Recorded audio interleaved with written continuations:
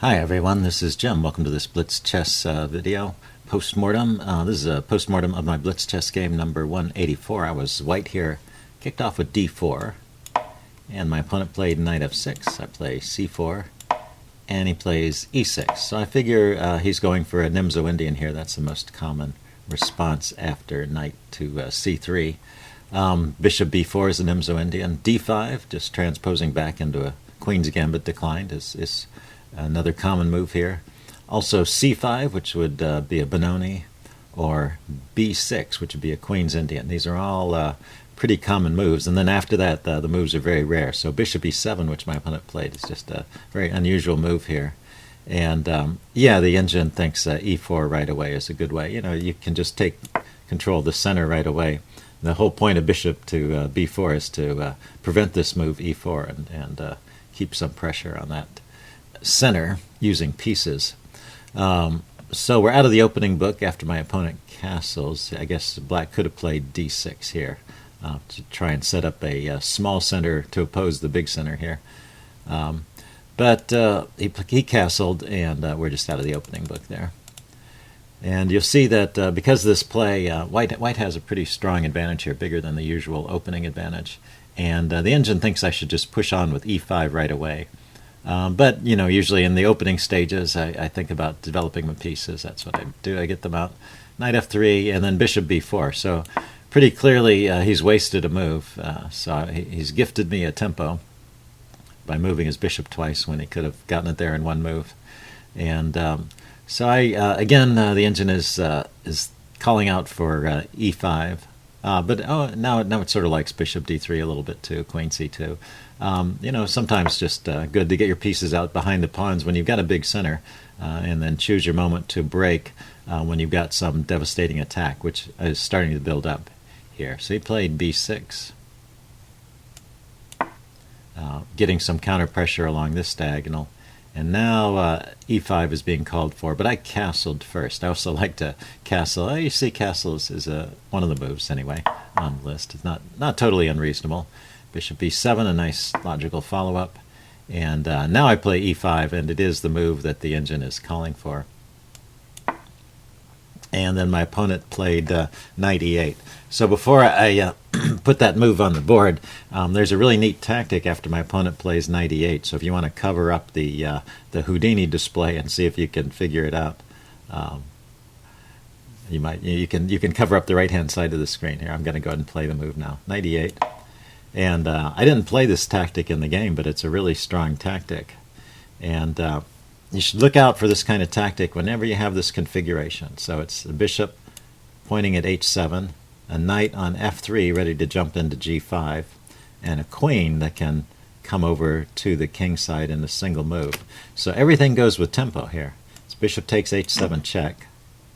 This is called the Greek gift sacrifice, by the way. So really, there's nothing better than to take it. Your king doesn't do anything on h8, and you're just down a pawn, and the queen is coming out anyway. Then the knight comes here with check. It's another important point is the knight has to be supported on that g5 square, so this check has to be possible where it doesn't just get taken. The king goes back to g8, and then the queen comes out to h5, and there's a checkmate threat right here. And it's very difficult to deal with. And the thing that really makes it hard in this particular case is the fact that black's back rank is clogged up with pieces. So the only move to stop a checkmate is to play queen takes g5, and this is obviously just losing. He's had to give up his queen for a piece, and he's going to be in terrible shape. He's going to lose the game for sure. So that would just put the game away. So this Greek gift sacrifice, yeah, you should always look for these three elements. The bishop on h7 with a clear line, the knight that can jump into g5 safely, so it's important that even though the queen was defending g5, the bishop was supporting the knight on that square, and then the queen ready to jump into the king side. And now when you have those three elements, it does not guarantee your attack will be a success, because you are sacrificing a piece for the attack, and if the king can walk away, normal path for the king would be, you know, something like this. The king can walk away to safety, then he can be, then you're just down a piece for maybe a pawn or two. and black can go on to consolidate and then win with the material advantage. So, I'm not saying when you have these three elements you should automatically play that, but what you should automatically do is you should automatically think about the sacrifice whenever you see these things lined up. So this was the very first chance. I just played e5, and so that opened up the line for the bishop, and he played knight e8. So this is the first time all the elements were aligned here, and it would have been a good sacrifice to play at that point. So just something to keep an eye out in your own game. I played the move knight g5 immediately, which is not a bad move. It's just that there were better moves. So I'm putting pressure on the h7 square with the bishop and the knight, and then I was planning to bring the queen out. So I had similar ideas, but it's just more forcing to do it with check, and as you saw, it was a winning thing. So he played h6, which is probably a mistake. It says g6 is the way to shut down the diagonal, or f5. So those would be better ways to play. He plays h6, and now there's this funny tactic because of his knight move to e8. This rook has nowhere to go. It has no moves. So he can play knight h7 and just attack the rook. He can't be defended. So my opponent played f5 here, and I went ahead and took en passant first. The engine says I should take on f8 first. That's interesting. Okay, so I took en passant, and oh, he could have played rook f7 here. That's the difference. So he didn't play rook f7. He played knight takes. I mean, I would still be up a pawn or so and have a good attack, so I'd still be winning. But it was much more convincing to just take the rook immediately. Okay, and then he plays bishop takes f8. Okay, so I have a winning advantage at this point. I'm up the exchange, and his king side is a bit disruptive, but still, you've got to win these games. And I'm just start by getting my pieces over to the king side to enhance the attack. Let's see. The engine thought bishop f4 immediately was a good move. Okay, bishop f4 or rook e1. Yep, I can see the idea.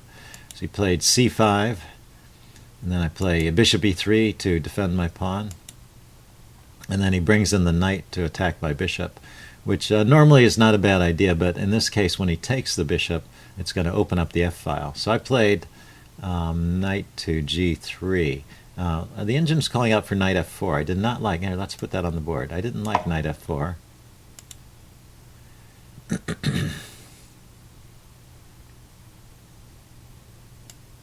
Because, yeah, what's wrong with knight f4? Yeah, maybe I didn't understand the position entirely correctly here. Yeah, knight f4 would have been a fine move. Okay. Yeah, I don't know. I don't know what I was thinking there. I had some idea that it wasn't going to work out. So I played knight g3 instead, because actually knight f4 was my first thought. And now, after knight g3, it says queen h4 is a threat. That's why. Queen h4. Yeah, now I remember. After, let's put this up again. Knight g4. After knight f4. I was worried that he would play queen to g4, and this has got some pressure here because the bishop is attacking there, and the queen is attacking there. But I guess this is nothing to worry about. It says queen c2. He can't force this knight to move. I guess that's the point. Is that true? Let's try this. Queen c2. Suppose he takes here. Oh, well, then I just start this stuff. Check here. And knight g6 coming in. Okay, so that's going to be pretty strong. And if I go there and the king goes to f7, then knight takes e6, hitting the queen. And so the queen needs to move. Queen to h5, queen to e5, let's say here.